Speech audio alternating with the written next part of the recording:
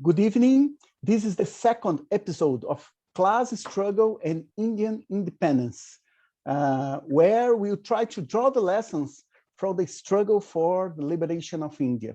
So without delay, please Adhiraj Bose will tell us about the second episode. It's good to talk about this again, Comrade Fabio, and certainly it is a very vital topic, especially at this time when India has just passed its 74th Independence Day. Looking back at the struggle and what it means today, there is a tendency to visualize independence, Indian independence, in very abstract terms, in terms of just separation from British rule, just having that autonomous government. But there was a very clear-cut social and economic basis on which the independence struggle was waged. We have to connect here between the political struggle which was waged during that entire time and the social changes which happened under the British Raj and the social reform movements which preceded the political struggle that happened. The consequence of it was that the Indian independence movement wasn't merely a political movement, but also a socio-economic movement, challenging the very foundations of the pre-capitalist order and of the colonial order which preserved it, the rule of the Maharajas and the princes, and also the obscurantist patriarchal structure of Indian society, as well as religious practices. After independence, the bourgeois government found itself having to respond to the mobilization, to the mobilized masses in struggle, primarily in the countryside, but also in the cities. After independence, one of the main key changes, there were in fact two key changes that we have to consider that set the tone for the rest of the period after independence for many decades to come. One was the nationalization of foreign companies and banks, starting with this Imperial Bank of India, which became the State Bank of India, the establishment of government-owned companies in strategic sectors like oil and energy, which allowed India to secure its economic autonomy, its independence. Land reforms across the country, although it wasn't comprehensive, there were important milestones in the attack against landlordism and zamindari, primarily the abolition of zamindari in Bengal, the movement of land reform under the Samyukta Maharashtra movement in Western India, the cooperative movement in Gujarat, and of course the very famous peasants' uprising in Hyderabad, which created a redistribution of land across that region. These struggles culminated in the government having to concede to the people in order to maintain power. The narrative we are given instead was that it was the government, out of its benevolence and its own vision under Nehru, who allowed for these changes to happen. This, as usual, blinds us to the struggle that was being waged in the countryside and in the cities. In the cities, you have the labor movement, which had its origins, of course, during the British period in the 1890s. That was when the first trade union was established by B.G. Lokhande in Maharashtra, and what is today Maharashtra.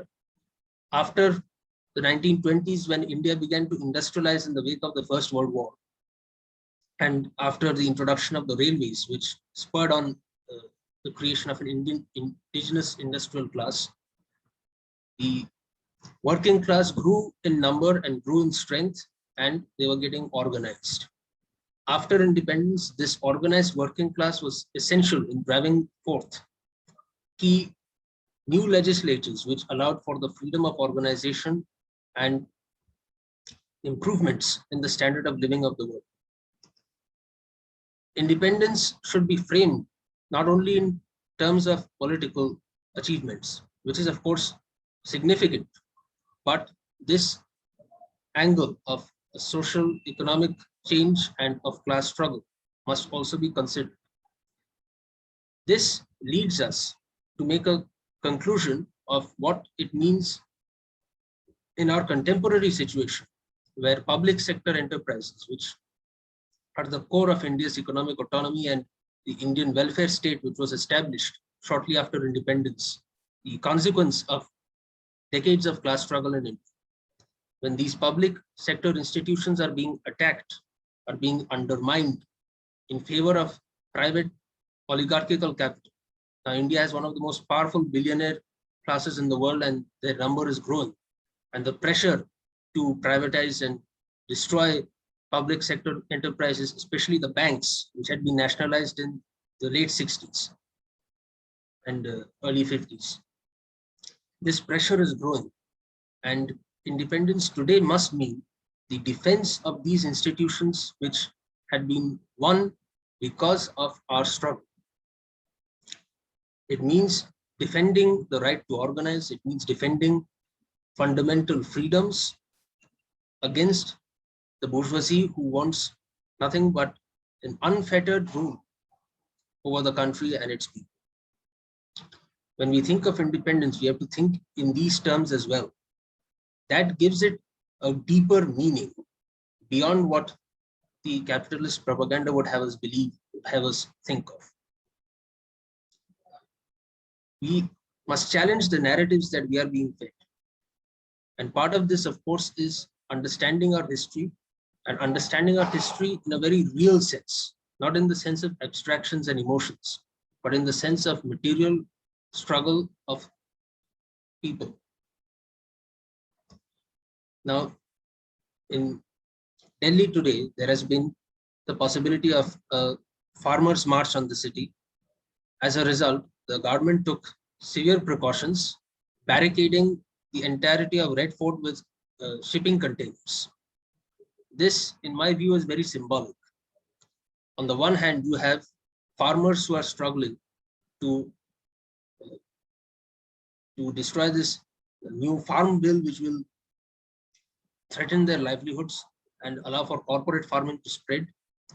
On the other hand, you have a government that is so scared of its own people, so scared of the people, that it wishes to barricade the symbol of Indian independence, the Red Fort, and block it from peaceful organization. And this is done on Independence Day. So this is something we must ponder. That is my presentation.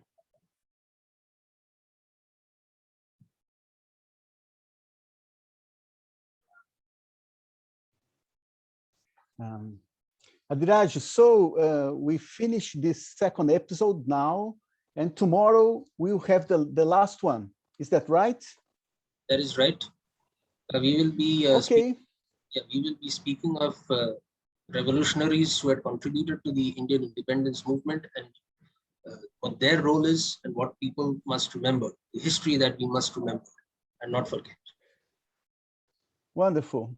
So thank you, and thank for all of you that are with us in this very important discussion about the class struggle in Indian independence. And see you tomorrow.